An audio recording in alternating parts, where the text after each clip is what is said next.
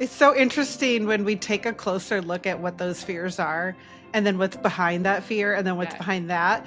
And when we really strip back those layers and get really honest with ourselves, and a lot of times we're not even conscious of what's underneath those fears. We just know, Yes. okay, I'm scared, I'm tense, this is really hard and painful. Mm-hmm. But what's below that? What's below that? And that's so vulnerable and insightful of you to recognize like what was contributing to Yes. the fear that was contributing to all the extra pain you were Mm-hmm. feeling. Hey ladies, welcome back to the Pain Free Birth Show. Today I'm interviewing Grace Kaminkow, who is a mom of 3. And after her first emergency cesarean, she went on a journey of researching vaginal birth after cesarean and even home birth after cesarean, and went on to have 2 home births. The third birth and second home birth being almost a pain-free birth. And so she's here to share her incredible story of the whole transition of how she moved from someone who would never consider home birth, both her and her husband, to having a supernatural, almost pain-free home birth with their third. So welcome to the show, Grace. We're so glad to Thank have you you. so much. I love this story because it's so relatable, I believe, to so many women who never considered home birth, just kind of grew up with the understanding of like, you know what, you have babies in the hospital, birth is Yes, painful, I'm going to go with the flow. Is that where you were leading up to your first birth? totally. I was terrified of birth. I was terrified of all things pregnancy, other than at the end to get this wonderful blessing of a baby. And I was just put my head down, get through it. I did research for postpartum, but nothing for birth. Nothing. So what I was was your game flying plan? blind. What was your game plan going into this birth? Yes, my game plan If you going into my even first had birth. one. Was it like show up, get the drugs, do what the doctor says kind of Yes, deal? 100%. It was show up. And I knew the concept of like stay at home as long as you can, show up. And then when you feel like it's too much, get the epidural. And then the baby's here. That was kind of how it was going to go in my head. And it was going to be pain free because I had drugs and nothing could go wrong. And it was the opposite. So how did it really go? Yes. Well, it was funny because it was shockingly like it wasn't hard at the beginning and I thought this will be a breeze. And my husband and I went to the hospital and our doctor told us just stay. I was only 3 centimeters. And she was like, just stay. And if you need Pitocin, we'll give it to you, which I'm told they didn't. We proceeded. I hit like 6 centimeters and they told me like, let's just get the epidural. I said, okay. The normal flow of You were a things. good patient, Grace. Such a good I was patient. exactly what they So wanted. compliant. So I got the epidural and then like immediately it was like I got the epidural, my water broke, and the nurse came running in. And I was like, how did she know my water broke? Well, when my water broke, my daughter just like decelerated. And at that Oh point, the nurses no. never left my room. I think I labored for like 2 more hours. And then they were like, they basically told me I was done. You can't do anything else. Like, we're going to C-section. She was too low. So her heart rate was too low. So we ended up wheeling ourselves, to the OR. And my husband was terrified. Oh my goodness. The hospital did not help in that. I feel like they just absolutely ruined him for birth at that moment. I mean, he What was so what scared. what happened? Were you in danger or baby? I don't believe I was at all. And then my doctor was so cool, calm, and collected. She just said the baby needs to come out, and we're gonna go get her out. And they never knocked me out, so I know like it's emergency Yeah. when you're unconscious. So I wasn't Right. scared at all. I had the concept of like I'm fine, baby's fine. They just Yep. got to get her out. Well, the anesthesiologist says to my husband like, "Well, we're gonna see what the outcome is. Like, will we get baby? Will we get mom? We'll find out on the other side." As my husband's like scrubbing up, where he's put on What? all the stuff. And when he came in, I could tell. I mean, he was pale as a ghost. He was terrified. And I'm like, why are you scared? Like, they're just getting the baby out. So she came out screaming, and then That's they let me see crazy. her, and then they took her, and she was gone. Why did No they take explanation. her? I don't know to this day. And I have a friend who works at the hospital, and I asked her if that was normal because this was COVID. And I was like, did they just take the babies back then? And she said no. And she checked my chart, and she said baby was fine. I didn't meet my daughter for 2.5 hours. What? And This I was is like, like not okay. and I remember just kind of looking at my husband like, I'm confused because I mean, I was fine. I mean, I was shaking like a leaf because of all the drugs. But other than that, I was like, he could be holding her. Nobody told Yeah. me she was in distress. And And she then wasn't like no respiratory she distress. was fine. She came out That's screaming. And then when we wild. got to like our postpartum room, like she was waiting for me in the room. Okay. That's crazy. Maybe it's because they had to wheel you like across the hospital. They're like, I mean, I Maybe. don't know. There's no good reason unless baby Yep. needs immediate medical attention that they should ever Mm-hmm. separate mom and baby. Which I know now. Yes, of course. You Yes. learned a lot of lessons. Hindsight. It sounds like you learned a lot of lessons on this Sadly, first and I birth. want to help others not make that mistake because our Yeah. hospital didn't even have a NICU. So I feel like I could have just said, because we were in the country, like, where'd she go? Why isn't she here? Yeah. But I have no clue to this day. Oh my gosh. So scary. And your husband, Yes. probably that didn't help, I'm sure. Like No. We got to the already being recovery room scared. and he just sat down and like wept. Like he was just, and I was like, can we call and tell everybody? Which it's 1 a.m. at this point. And he was like, I have to collect myself. I mean, he was just, and he was like reciting, we both were reciting verses over in our heads. And mine is 2 Timothy 1:7. God didn't give me the spirit of fear, but of power and love. And his is God. It was like something out of Samuel. God, if you take my wife, I will still love you. God, if you take my wife, I will still love you. So we had Oh my very gosh, different this is so perspectives. dire. Like he I know. got really scared. Like, do you think he misunderstood something the doctor was saying? I have absolutely no idea because I'll to this day be like, are you sure they said that to you? And he'll say, like, without a doubt in his mind, like, they told me they weren't sure if you were going to make it. And I was like, what? And like I said, that obviously made the road to home birth a little harder because he was like terrified of what was to come. Well, sure, understandably so. Yeah. So you have this traumatic birth, emergency cesarean, and I always like that term is so annoying because I know. like you said, it's not an Yes. emergency. If they're not knocking you out, like we need to get baby out stat. They just Yes. probably realized, okay, this baby is not handling contractions well, or this Mhm. baby is stalled or stuck. Like, but they call everything an emergency cesarean if it's an unplanned cesarean, which Yeah, is a little misleading. Yep, but they can have you sign the papers and do all the legal stuff. Right, right. Because I they remember have signing more. all of these papers being like, don't we need to get the baby out? Yeah. Oh no, we have time to make sure you don't sue us. Yes. It's not that 'Cause big of an hindsight, I said, emergency. yes. And I said to my husband, God's plan is perfect. But I was like, I wonder what would have happened if I just had a little bit of a backbone and started pushing. What would have happened?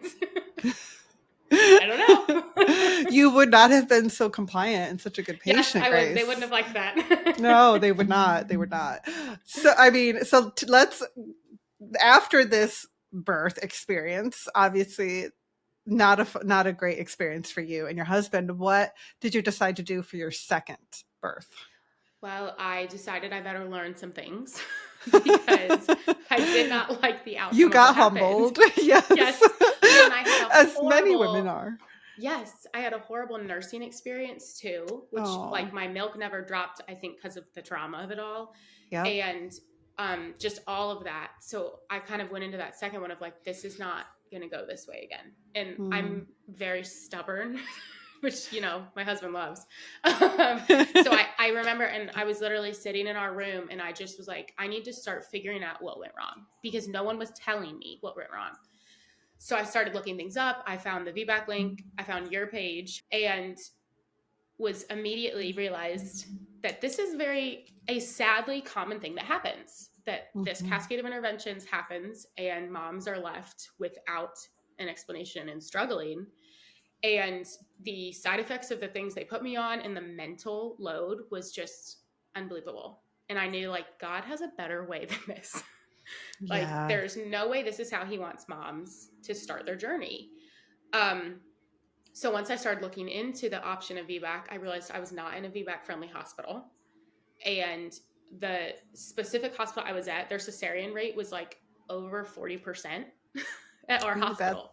That's and not I was good. like, okay, so we're not going back there. Like I wasn't sure where I was going, but I knew we weren't going back there.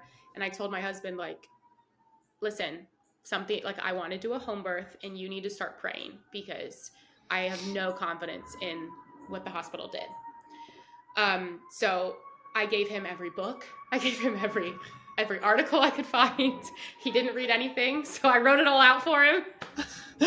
And I made him note cards of why we were doing it this way. What was his first response when you said you were thinking about a home birth? Absolutely not. That's honest. And I said, like, just entertain it. You know what I mean? Like, just pray on it. Because I knew we weren't trying yet. I was only like 5 months postpartum. And I was like, just pray on it. And like, we'll see where we are when we want to try. And so I was slowly like, listen to this slowly podcast. Planting seeds. Yeah. Like, read this book. Oh, look what I read today. And just planting the seeds. And he'd come home and I'd be listening to like Happy Home Birth or something. He'd be like, oh, here she goes. But it was such a good groundwork for him. And he had the one stipulation of like, if we do it this route, let's try dual care, which I was against. Because I was like, if you're going to the hospital, you're going to end up at the hospital, which is just, I felt like my personality. It's like, if the epidural's there, why wouldn't I take it? Yeah. So I told him, I was like, I don't think I would be able to handle that. I need to be at home where that is not an option. So we found out we were pregnant, and I literally immediately called every midwife in my area. There's only about 10, and I called every single one. And I heard back from 3 of the 10 because I was due on Christmas. And so not everybody's going to take you when your due date's Christmas. And Sandy, my first daughter, was a due date baby. So the probability of, being in the range was pretty good. And one was willing to drive 2 hours to accommodate me. Wow. And the others was an hour from me. And I remember I literally spoke to her for 10 minutes and I knew. Like, there was no doubt in my mind, this is who God had. Like, the first words out of her mouth were, this is a miracle from God, and that's how I treat it. And I was like, you're hired. I was like, amen. I like you. That's a great birth philosophy. Yep. And she immediately was like, oh, like, I would love to help you with your HBAC. And like, she agreed with me. I told her my husband wanted to do dual care, and she was like, nope, I wouldn't do it. Like, what's the point? Like, I'm going to give you far exceeding care than they are going to. And she was like, you're going to go in there and get the fear side of it, which I completely agree with her. Yeah. And so then I gave her number to my husband and I said, like, your turn. and he gave her a call and he completely agreed. He met her and he talked with her and he was on board after that. Wow. So what convinced him? Honestly, he said, like, her knowledge and her experience. And he was like, the fact that she would sit there and answer all of these questions when, like, you maybe meet your OB for 5 minutes. And she was willing to take a 30-minute phone call with him where, like, I was scared of, like, failing and losing all this money. He's scared of death and losing mom or baby. Like, we had very different fears. Yes. And she was just able to calm all those of, like, and walk through it with him and explain to him why, like, you realize this was done long before the hospitals were around, and really just brought him peace of mind like she did for me. Yeah. Yeah. And it sounds like he asked her some tough questions, like, Yes. What would you do in a scenario like this? How would you handle this? Which is great. Like, we should be asking those hard questions to our providers and making sure we're in really competent hands. So good for him for doing his due diligence and protecting his wife and baby. And I love it. Had a rule that I really appreciated that was like, any HBAC mom needs to have a doula, because I wouldn't have hired one because of money. And I really appreciated she did that because she was such an aid to him too. Yeah. Of like the mental load that he had in that and putting his fears aside for what he knew I felt like God was asking me to do. And she was such a support to obviously me, but I don't think sometimes you notice how much they're supporting your partner and your support. Yeah. Yeah. So that was, and so many blessing. Dads are afraid that the doula is going to replace them. How did she support him specifically? Well, I think so with that birth, I needed hip squeezes. All my babies have been sunny side up. And so he had been doing that for like 2 hours, and she came in and you could see like the worry was all over his face. The anxiety was there. And she told him, she was like, hey, why don't you go get both of you a cup of juice and like I'll do hip squeezes and like you just take a breath. And he did. He went, he got us juice, he came back and he breathed. And then I was literally pushing the baby out at that point. And he said, he was like, I'm so grateful she did that. He was like, because I got to watch the baby be born rather than like so focused on like squeezing the daylights out of your hips. And so then when he was like, she took a picture of him and he was just like collapsed into the wall crying, and she's standing there like supporting him. And it was just such a sweet moment of like, he was the relief that washed over him when the baby was born and we were all okay. But then the team also kind of like, hey, Dad, we all did it. Like, you're okay too. Oh, I can only imagine like how powerful that must have been for both of Yes. you. Mm-hmm. What did that birth change for him? I think it really shifted his joy towards birth. Like the first having the baby, I honestly 100% think that like the way that sweet precious baby was brought into the world lined up like our postpartum season, and like all the drugs and junk that they put moms on after C-sections, like I was not right in my head. Like I just wasn't. And that took a huge toll on him. And so then after we had this baby, it was just tears and joy, and like I felt so good. I mentally was so good. And he was, I mean, he went to bed while I was nursing the baby. Like he was just so relieved. There wasn't this exhaust of like fear. It was just relief and joy, I feel like. And that marked, he was ready to do it again. He was like, let's have another one. How did it feel for you to get your VBAC that you prepared so Yes. hard for? It honestly was overwhelming because I had prayed for just what most moms pray for in that circumstance, a redemption of like what was kind of lost with your first one. And the way God moved was unbelievable because it lined up perfectly, time for time, with my first birth.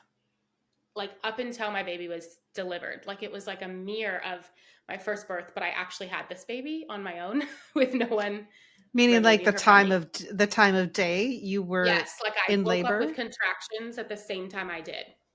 So like I Oh, woke up at wow. 7 a.m. with Sandy and I woke up at 7 a.m. with Louisa in labor. And like it was just unbelievable. Interesting. So it was like a mirror image in terms of the timestamps, but a completely different experience. Yes, yes. And like the confidence, I mean, I never had fear in it. And that was something that I had prayed for, was that like, God, just help me to be excited and not fearful. And fear never crept in the entire time. Now, that Wow. birth to the third birth was, I was out of control. I mean, like I was, when I hit transition, I was in so much pain. Like I couldn't handle it. It needed to be over. And so then I knew, I literally finished that birth and said to my husband, I know exactly what I need to do to prepare for the next one, because I was so out of control. Now I know that I want to be in control for the next. Is this the one where you were in utter fear and terror, like say, just knock me out and take the baby? Yes. And then how did you go from that to birthing your baby on the bathroom floor? By the grace of God. It's just like that Transition confidence. will hit you like a truck sometimes. And I like called my doula and I was so convinced. I was like, I just really need to go to the bathroom. I think if I could go, I wouldn't feel this bad. And both my doula and my midwife were an hour and a half away. And she was like, Grace, that's a baby. And I was like, no, it's really not. And I've read all the books, but until you experience it, you have no idea. The pressure is yes. And that's where indescribable. my sister was wanting to do a home birth too at the time. And so I remember thinking, in that moment, oh my goodness, if I fail at this, she's never going to do it. Like I have to get through this. And I was so worried about what someone else was going to think that I feel like I let that grip of, no, God's got this, slip a little. Yeah. And that's where 100%, that's where the pain, the intensity got on top of me. Really? I mean, Because you were thinking about what other people were thinking. I was no longer concerned with like me and baby getting through this. It was like, okay, but what if this is the moment I fail? Like, what if this is where ABC happens? And it wasn't fear. It was just that I was too worried about other people, of like, what would they say? And I mean, from that was about 10:30 and I had her about 12:30. And I remember texting my friend and being like, I got to be in transition because like my mental game has dived. And that was definitely it.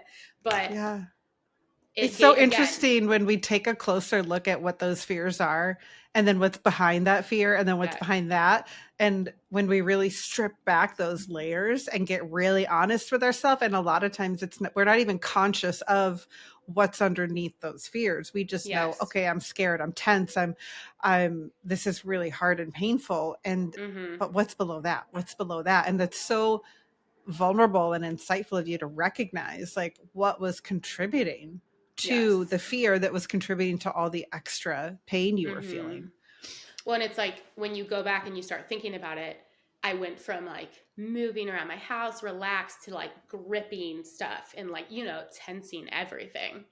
And I remember saying to my husband after that birth, like, you have to make sure next time I release. Yeah. Because it's like I felt every bone, like my jaw, my neck, like everything just was constricted. Yes. And when you go to like these courses, you're like, wow, that's what was wrong. That's why the pain was there. Yeah. Like, oh, there is a method to this. Yes. There's techniques to like what intentionally relax. And like those details matter. Were the people in your life supportive of a home birth? Not technically. What do you mean? We decided not to inform almost anyone. I told friends that were out of state that I knew couldn't like have a hand in it, but could pray over it for me. But I knew that I have an opinionated family, and all out of love, they would have let their fears become my fears. Yeah. And I knew, especially for Zach, my husband, that I needed to protect, and he completely agreed. We needed to protect that peace God had given us.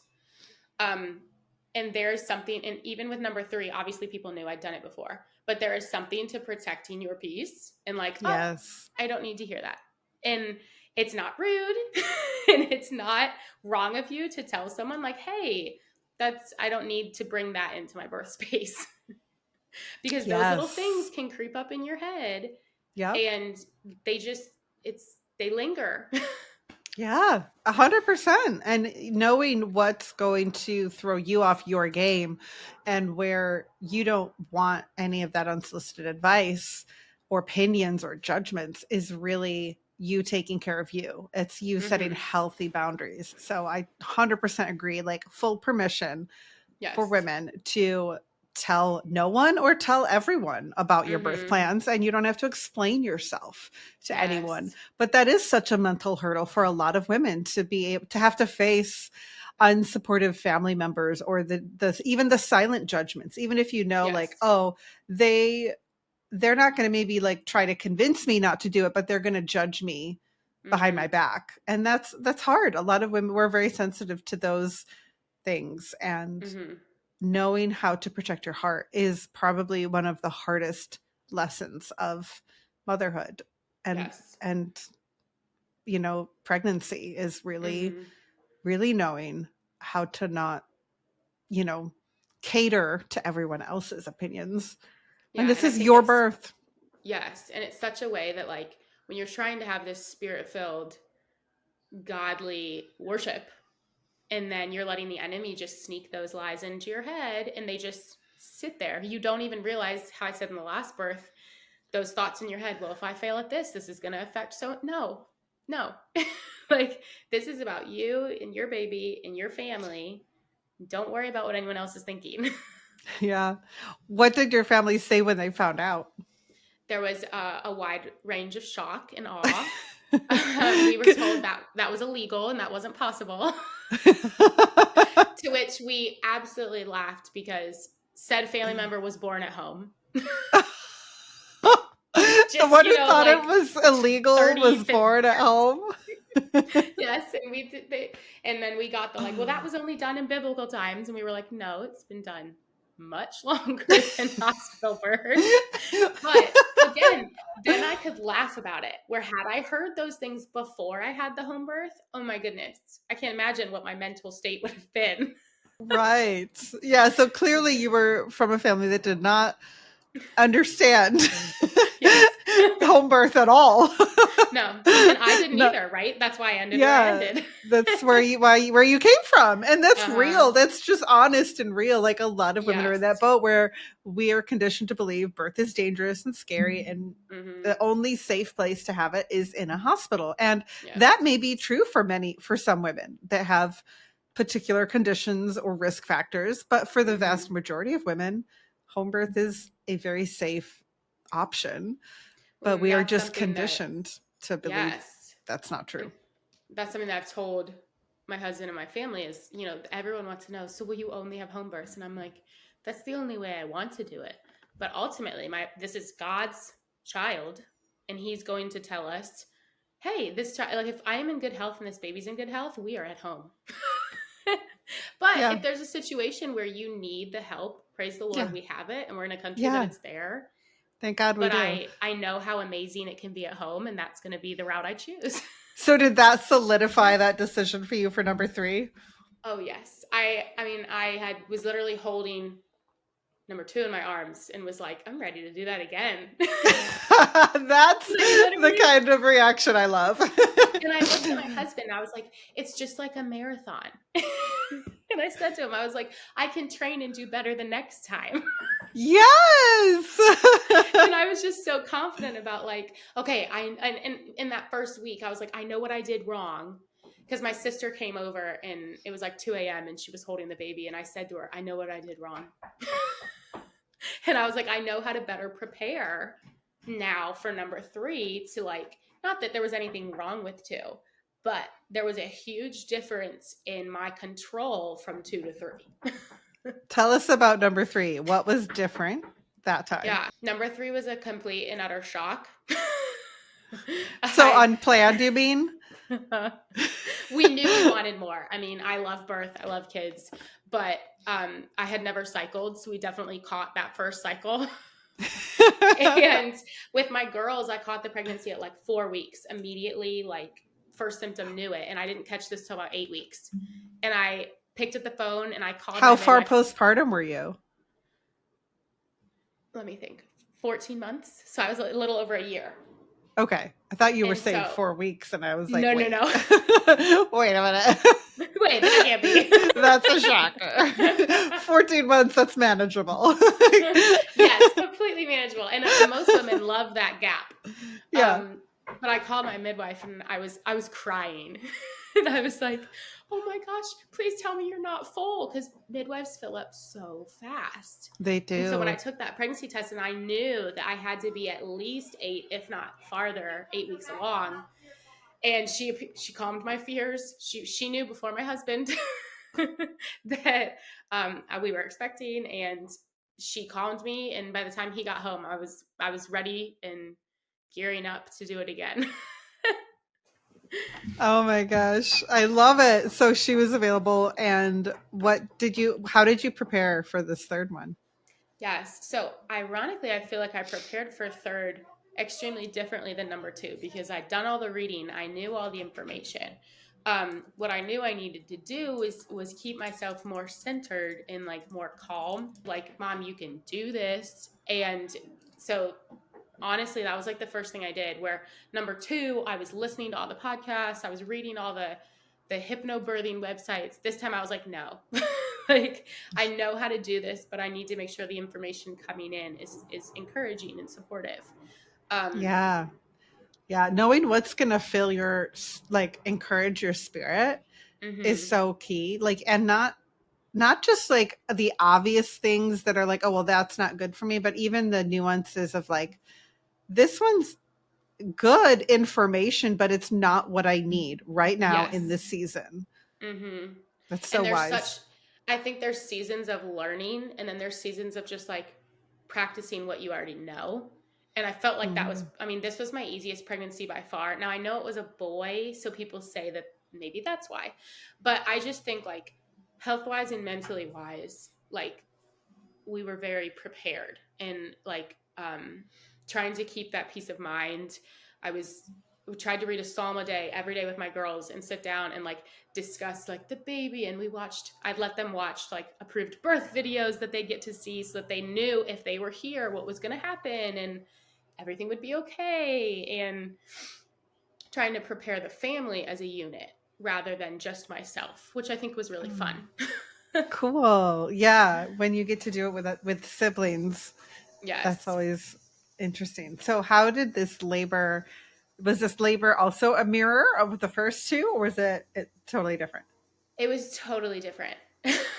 I'd never had Braxton Hicks or anything with my first two, and I had them a lot this time, which everyone says, as you go in pregnancy, that's more normal. Um, so I kept wondering, will I know if it's labor? Will I know? And I mean, I knew immediately. That first real contraction, I was just like, my husband was putting the girls to bed, and I was laying in bed, and it hit, and I was like, that was different. And it Yeah. was at 8 p.m. I've never had, both my other girls were 7 or 8 a.m. that I started. And I knew, Karen, my husband is terrible without sleep. So I literally said a prayer right there that he'd fall asleep with the girls and not come back into our room so I could labor and he could sleep. And it worked perfectly. Nice.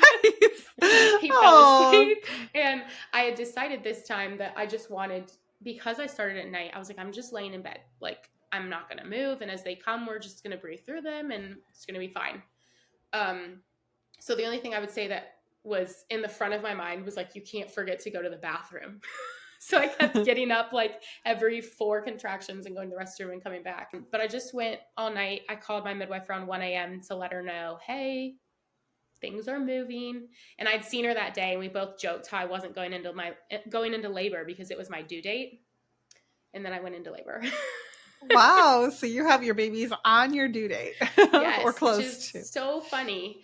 My husband actually came back into our room around 1 a.m. And I remember like I was doing just breathing through them. Like they were period cramps. Like I was doing fine, but I knew when I had to exhale, if he heard me, he'd know something was off. So I was So you're like trying to hide the fact that you're in labor from your husband. Yes, because he wouldn't be able to sleep. He'd be like wide awake watching me. And it's like, yeah, that's what you need. So I remember like having a contraction and he wasn't quite asleep yet. And so I was trying to like breathe through it without him waking up. And then around 5 a.m., our daughter woke up in her crib and I woke him up to go check on her. So he went to check on her and she fell back asleep. He came in to go to bed and he heard me just exhale. Wow, but you made it till 5 a.m. before he figured it out. And I never I'm impressed. got out of bed. I'm not joking to you. I literally just laid like over my body pillow, breathed through them, breathed, up, down. And then every hour I'd go to the bathroom because I didn't want to have to worry about that. But I was shocked how much I was able to sleep in between them. And just That's I awesome. knew they were coming, but I also knew I was resting. Yeah. So ladies, exhale. that is so smart. Like I need you to listen to this. If you are going into labor at night, go back to bed. Sleep. Do what Grace did.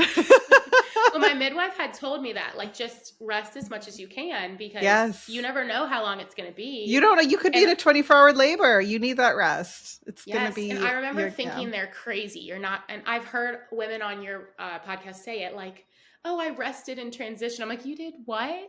And then I was doing it and I was like, no way. Like, this is amazing. And I woke up. So my husband and I got up at 5 and he heard that exhale. I wish I had a video of him. He sat bolt upright in bed. He said, are you in labor?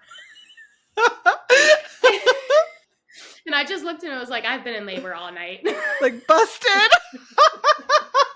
So he was like, you're joking me. And he's like, did you call the midwife? Do they know? And I'm like, everybody knows but you, honey. Because we didn't have a doula this time. We had a couple friends that had done home births and they were like, hey, if you need us, just text us and like, we'll come hang out with you. So like 3 friends knew, my midwife knew, my husband was asleep. Oh my gosh. He was the last one to find out. Yeah. But he was so thankful because then he was up. He knew there was no going back to sleep. And that's smart. That's smart too, Grace. You were making good choices here, I gotta tell you, because if like women who are like after that first birth. Yeah, right. But women who are like, okay, I'm in labor, and then the husband's up all night with them, and then they're no good to them in transition when you really need them. Yes. Or if you just need them to like hold the baby so you can shower. My husband passed out after my first and second birth. So like Yeah. this time he was well rested. Like he was ready to help with everything. Yeah. And then And that's you can honestly, sleep. yes, I can rest. And it's one of like the sweetest, we both say it. It's like our sweetest memory is like 5 to 7 a.m. We just like stood in the bathroom laughing and like talking and like I wasn't in labor. Like I was just cramping in the bathroom hanging out with my husband. And like Oh. we were eating crackers. We just had the best time. And I could have, and I always say God's plan works out. But I think I could have done this with the first one. Like, why didn't I just put a little bit of thought and effort in? Because this is nothing to be scared of. Yeah. So much of So, birth is our mindset. yes. And like, why not? Like, why can't you just be hanging out in the bathroom with your Mm-hmm. husband eating crackers? Like, Yep. With your little salt lamp going and your Christmas lights. yep, your music, you got well, Yes. you can do it. You can do whatever you want in a home birth. That's the Mm-hmm. best part. So it sounds like there's this beautiful sacred like connection that you guys Mm-hmm. are having before everyone comes. Yes. How did these contractions, did they feel different than your previous birth? I would say, and I told you, like, my sister's the person who will say, I have no idea when I'm in labor. Like, she can't tell the difference between, like, a Braxton Hicks and a contraction. And every time it is very clear to me that it's just this wrapping. I mean, I get it back to front and it wraps around and it holds and then it releases. And they were getting stronger. But compared to number two, I was like, I mean, they're strong, but like, this is nothing to freak out about. And again, the difference between your mindset of like, are you calm, cool, and collected, or are you tense and panicky? and Yeah. it And did has that so impact much. how you experienced the contractions physically? Yes. Oh my goodness. There was no way with number two I was sleeping. No way, because I was not able to just, and again, you hear people tell you to relax through them. But then when you realize I birthed number two standing up and I was like bent over the sink and I was holding on to the faucets and I was just squeezing them and squeezing everything. And my whole body felt like it got hit by a truck. Where this time I wasn't doing any of that. I was relaxed. I was breathing through them. I was laughing. I was letting it happen rather than freaking out. And again, that doesn't mean I didn't have peace in it because I never doubted, God. I didn't have fear, but I was still freaking out about what was happening to me. And I think people think of those as like, oh, well, you can't have that. And it's like, no, you can definitely tense your body and freak out and Oh make yeah. it way harder on yourself. Yep. 100%. and But I think, and to think that that doesn't have an impact on how you experience that pain signal or the mm-hmm, intensity of the contractions or any of that, like to think that the physiology of all of that tension in your body isn't going to have an impact. Like to me, yes, that's crazy. But people look at me like I'm yes, crazy for saying you can have a pain-free birth.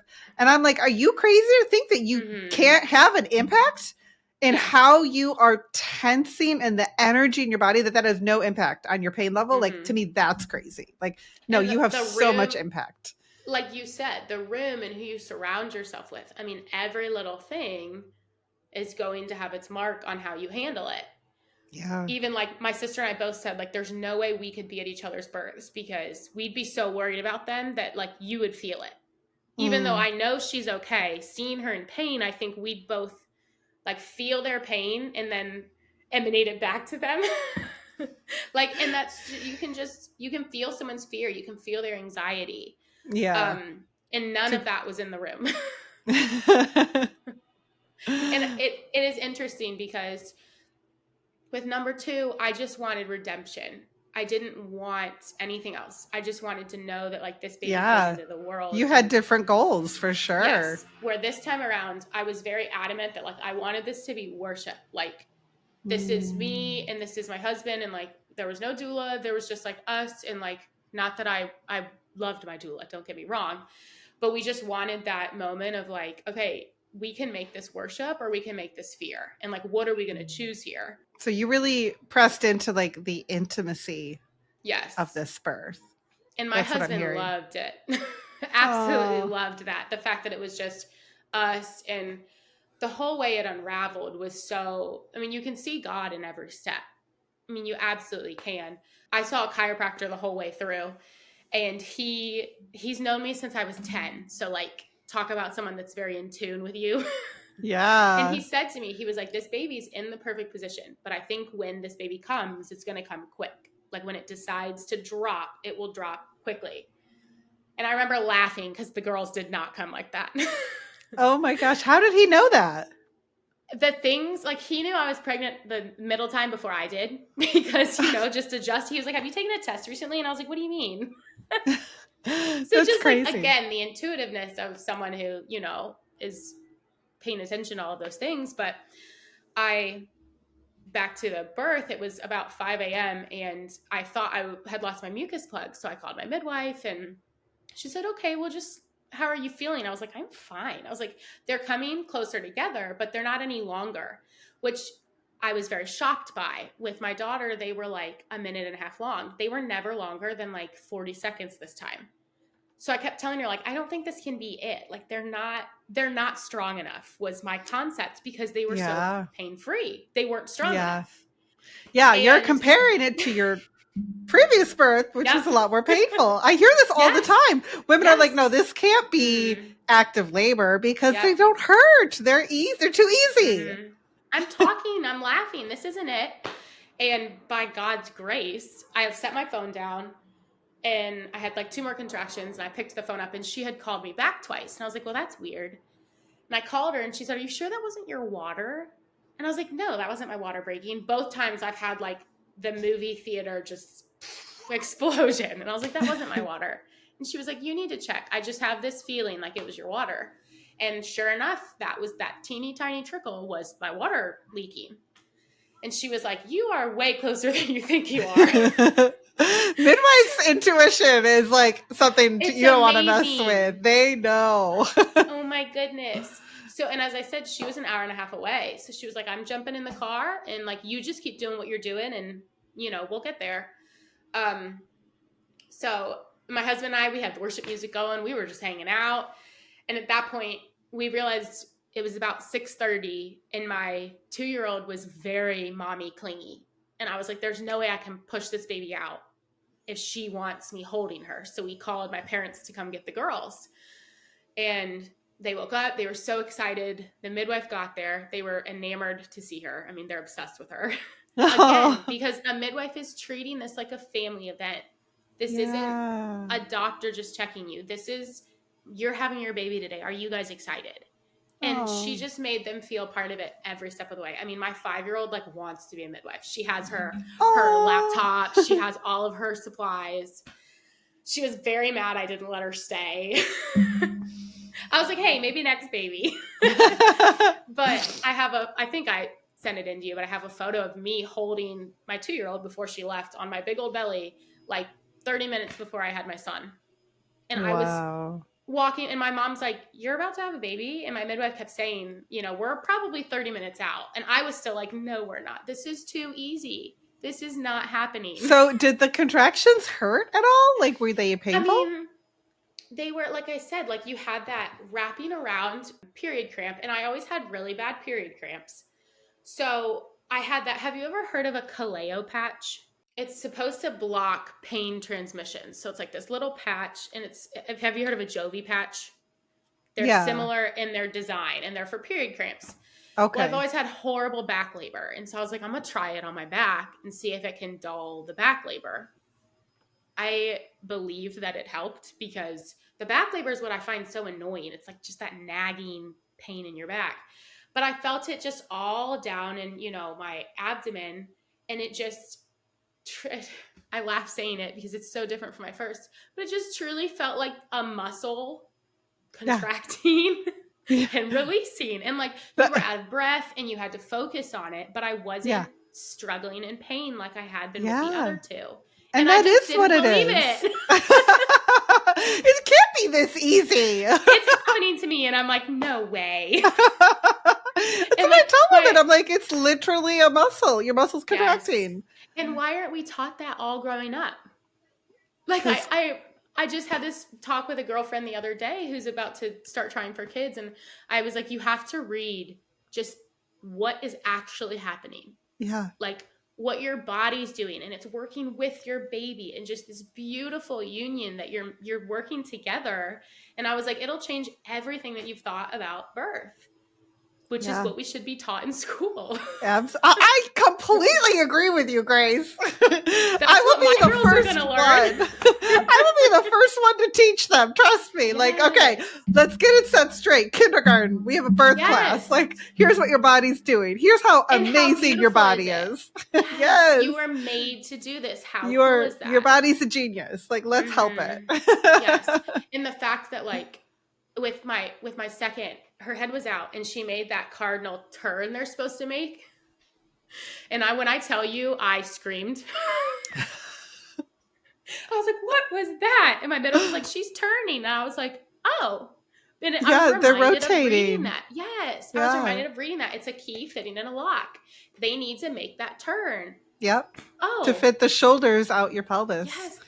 There went some fear. Like, oh, okay, this is normal. Yeah. So it's just, I mean, amazing. Wow. Wait, so okay, you got to fill in the blanks. How did you go Yes. from holding your daughter and then half an hour later your baby's born? What So went down? Yes. I was still eating crackers, which is hilarious to me. And my dad was very like, okay, let's get the kids out. Like he did not want to be there. Good. So he Smart was like, man. let's go. Come on, Smart let's man. get out. Yep. So my midwife kept getting the heart tones, and like it should have been a tip off to me how close I was because the heart tones were so low. I still was telling her there's no way I was about to have a baby. And I said, I'd been standing the whole time. And I was like, I'm pretty sure if I got down on my hands and knees, like this would probably escalate. And she said, well, I agree. But as all good midwives do, she said, you do what makes you comfortable. So I said, okay. And again, God's hand in everything. I said to her, like, I think I'm going to try hands and knees. And when I got in hands and knees, it was all system. There was no transition. It was like the baby is coming now. You skipped transition. Okay. Tell me, how does Maybe one do that? Crackers. Because I was literally like holding Louisa on my lap. She leaves. I go to the bathroom. I get down on my hands and knees. And in 12 minutes, he was born. That's the power of a position change, ladies. That's what I'm going to say it is. It was the most intense position change of my life. Because I was in denial that he was that close. And I got down on my hands and knees and I realized how close he was. And I do think it's interesting because with each baby, I have felt it differently. And like number 2, I didn't really feel anything birthing wise. It was just like the intensity and like what I was perceiving as like the pain of it. Where with number 3, I could feel him like going down and coming back up and going down and coming back up. And I was hands and knees and I'm looking at my midwife's assistant. Poor Wendy. It was like her first home birth. And I'm looking at her like, can you remind me that like I've got this? Because my husband really wanted to catch the baby. So he was behind with my midwife. And that's what I kept telling her, like, remind me I can do this. Remind me I can do this. Because it was just so intense. The baby's coming, right? Yeah. I find it interesting. Tell me if you think this is true. If you're not experiencing the intense pain that many women do, you actually are more aware and sensitive to all the other sensations of that birth. I would agree. Yes.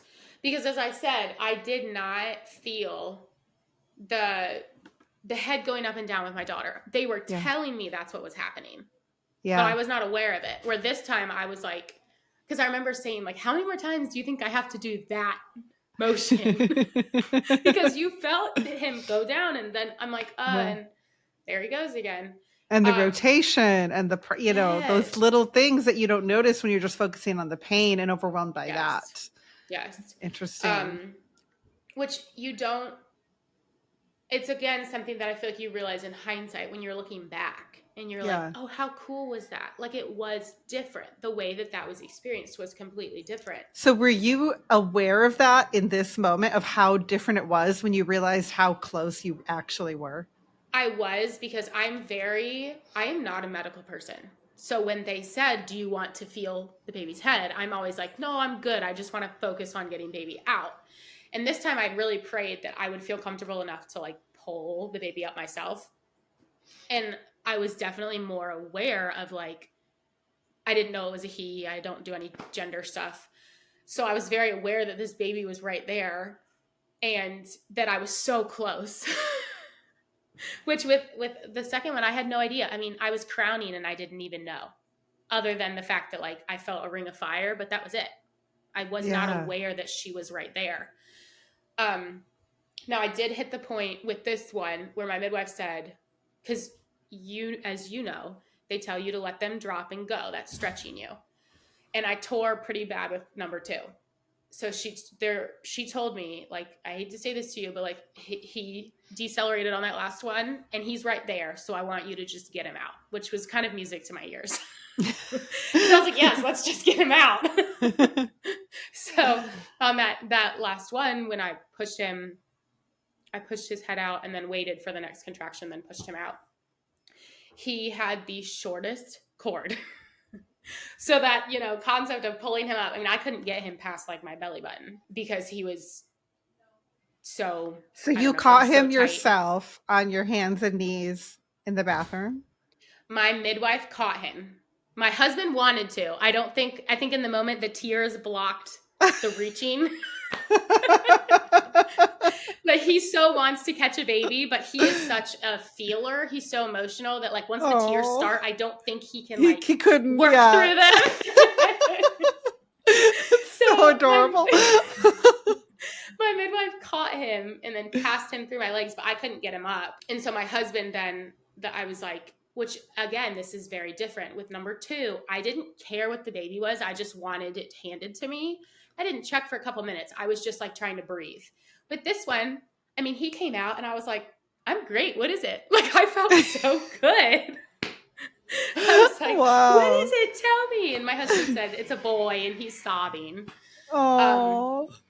Now, do you have a video of this? Like, I wow, don't. What a moment. I always joke that like I'm gonna have a birth photographer, but then I'm not a very like aesthetically pleasing person. No, I feel like for your 4th, you definitely need to hire a photographer and or videographer, because I actually want to see your husband's reaction. Yes, to me, that would be the best part. I was like, can we just like video his face? Yeah, just and him experiencing all of it. Yes. So when Davey came out, he came so fast. He never cleared that mucus. And this, I wanted to make sure I shared because I think it truly speaks to your midwife's knowledge and the fact that they are so well trained. So he was like whimpering. He wouldn't cry. And as I said, our local hospital does not have a NICU. So like if you have to go, it's ambulance, 45 minutes to Columbus.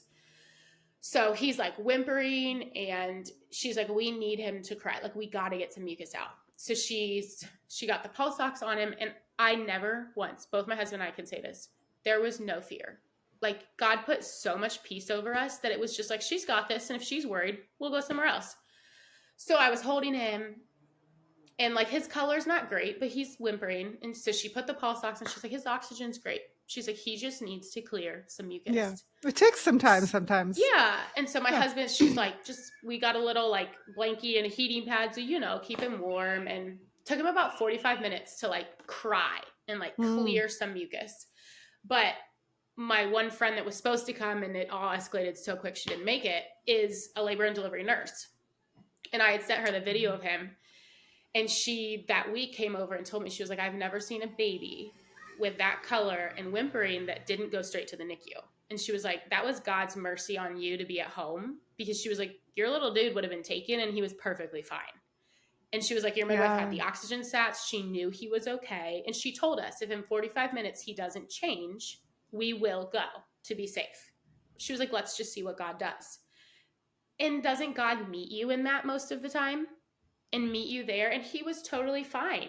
And like, it's not like he was unresponsive and purple and not breathing. That's a different story. He cried. He just didn't do the Yeah, the they scream. You big know what I mean? The gasp. big Yeah, and not all fear. babies do. That's Yes. so it takes time. Their lungs have to absorb all that fluid. Mm-hmm.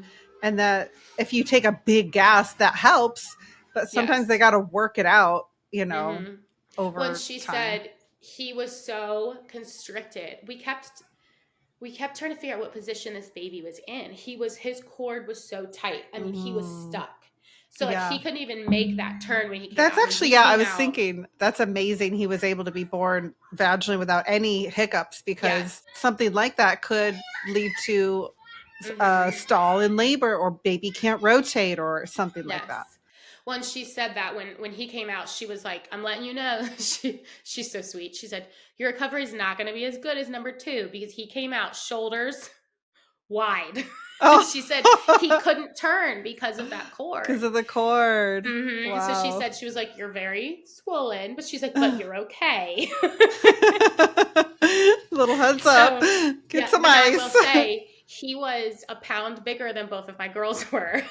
Yeah. What's amazing about the entire birth process is I literally just had the baby and I looked at my husband and I was like, I can see us doing it again. There was no fear in that moment. It was just like, yeah, those last 12 minutes were hard. And I said, maybe a bigger gap, but I want to do it again. There was never that concept of like, and I have friends who don't want to have more kids because their birth experience was so horrible. And Yeah. like, how sad is that that's the That's perspective they've had to the take? story for so many women. Yes. Yeah, Mm-hmm. so many. How did that third birth impact your husband? That is a fabulous question because he and I had talked about delivering my second. I let a couple of those unchosen words escape because I was so overwhelmed. And so when he and I decided that like we wanted this birth to be full of worship, he was so on board. And so we had like there were like 2 songs, and the one is just he says over again, the enemy can take some things, but he can't take my worship. And in that entire pushing, that was the only song we kept playing. Because it was like, the enemy will not take our worship in this. Like, Wow. no matter how hard this is, no matter how overwhelming it can feel, like, I'm one of those people, and I told him in labor, which sounds really mean, do not touch me, I will touch you. Because I was so I love a woman that knows her boundaries. My midwife still tells other moms that because she thinks it's so funny. It's so great. But it's so true. Like when you're so overwhelmed, just Yeah. Some women it don't like all being touched. and the overstimulation, I feel like, and like he just was trying to comfort, and I was like, I'll touch you if I want it. That's such But a great rule because then you don't have to verbally tell him to yes, touch you. You can just yes. reach out And and I touch will him. say, he and I prepared a lot from 2 to 3 on what I needed from him. Because on number Mm, 2, I felt like he was trying to get through 2 as best he could. yeah. Where number 3, he was invested. So when I Yeah. said like, hey, I need to be reminded at times, you're doing great, but B, this is normal. Like Yeah. you're overwhelmed, but this is normal. That's a lot of pressure. Hey, there's other moms experiencing it too. And he completely met the mark. I mean, he was right. Every time I had a contraction, he was verbalizing and walking me through it. And I think that's a huge testament to how much your husband's in this with you. Yes. And if you need something, you need to express it because he would have never known to do that had I not said it. Yeah. And even after we had this birth, I told him a couple things I'd want for the next time because when it's fresh on my mind, I'm like, okay, next time add this to like that list. I love it. Just And it be was clear and direct. yes. And so many guys just need to be told what to do. Like they want to be helpful, but they're kind of like a deer in the headlights when it comes to labor and delivery. Like they've never experienced this. This is outside their world, or they have traumatic experiences like your husband. And so if you tell them, this is what I need from you, boom, they're showing up. I love it. Yeah. Well, and there was this song that our church kept singing leading up to labor. And I don't think that there's coincidences. I think that God plans everything. And in the song, they say, the night is dark, but I'm not forsaken. For by my side, the Savior, he will stay. I labor on in weakness and rejoicing. For in my need, his power is displayed. And I shared that with my husband. And he like can't hear that song now without just thinking of that. Because it's like, if I was laboring in my own strength, I would have failed. But but laboring in the strength of like, this is my worship. That's what I needed to do, was labor in the fact of like, this is my worship to God. He's blessing me with whatever blessing, because didn't know if it was a boy or girl, with whatever blessing is coming. And we just got to have this, moment, my husband and I, and my midwife and her assistant. And it was just, even as hard as recovery and all the little things can be. Oh, I'm excited to do it again. Oh, I can't wait to have you back on to tell your fourth birth story, because it's going to be even better, because that's how God does it.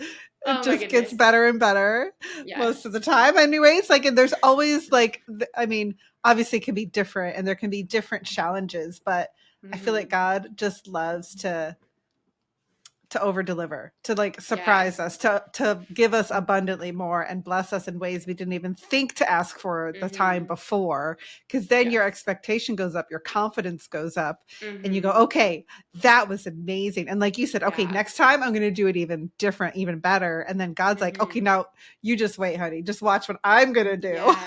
Yes. Like it's so funny, because it's like, you make these requests, right? Like, I remember in the number 2, I was like, Lord, please help my daughter sleep through it. I want her to wake up to a baby sister. And he answered that prayer, and she woke up and there was baby sister. And like, it's funny when you just make those, like, not pleading requests, but there's just that raw just request the little of things. God. Yes, the little Where, things. like, with this he birth, cares I remember about just the details. asking, and in this birth, I remember just asking, like, Lord, can you keep me in control? Not that I am in control. Right. But can you keep me focused and not terrified of what's, because it's so easy to let your mind go as your births go. Like, you remember what you're about to go through, of just the mental load. Keep me focused. And I did have that like midnight prayer session with God of like, I had the butterflies in my belly, like, am I gonna barf? I'm like nervous. And I sat there and I prayed for like 30 minutes. I went back to bed and I never had butterflies again. Oh, wow. He showed up for you in so many ways. So many ways. Grace, what would you tell women who have experienced a traumatic birth or cesarean that, did not go the way they planned, and they're praying about possibly having a home birth or trying for a VBAC and working through those fears? How would you encourage them? Well, I would encourage them first with reminding them that they didn't fail, because I really did feel that, in that concept of like, had I just done this, had I just done this? And it's like, you know what? That's part of your story. Yeah. Own it and just prepare. And no matter what your outcome is, like, the Lord's walking with you through it. But then on the other side of that, as you and I were just saying, like, make your request to God. Like, meet him in those moments. And I think in every pregnancy, and about the end of those 30s, I've had one of those just, okay, Jesus, like, what are we doing next? Because you need to give all of those, whatever's pestering you, whatever's worrying you, you just got to give it to him. And, for me in this one, it was, Lord, I want this to be worship. I don't want this to be fear, pain, whatever it is. I want this to be worship. And if you can honestly bring those requests to him, I mean, I truly believe that, like, he's going to meet you in it. No matter what happens, he's going to be right there with you. Amen. I love that. Great advice. And I just pray that this testimony would encourage those who are preparing and praying for a redemptive birth. Yes. And to really believe God for the promises he's given you, and for the things you might even be afraid to ask him for. Mm-hmm. I think that's so true. Yeah. There's like, get your hopes up is what I say. Like, get your hopes up and hold birth loosely. But don't be afraid. Yes, don't be afraid to get your hopes up and hold back out of fear of disappointment. You can always hold birth loosely and pivot when you need to, but don't be afraid to get your hopes up, because God will meet you there with your faith. And so I love your story, Grace. It's one that I think so many women can connect to and relate to. And thank you for coming on the show and sharing it today. Thank you so much. If you want to reach out to Grace, her Instagram is Gracie Kam, and we'll put that in the show notes, GraceeKam. And yeah, until you have a fourth story, maybe we'll hear from you again. But we'll see you guys next week.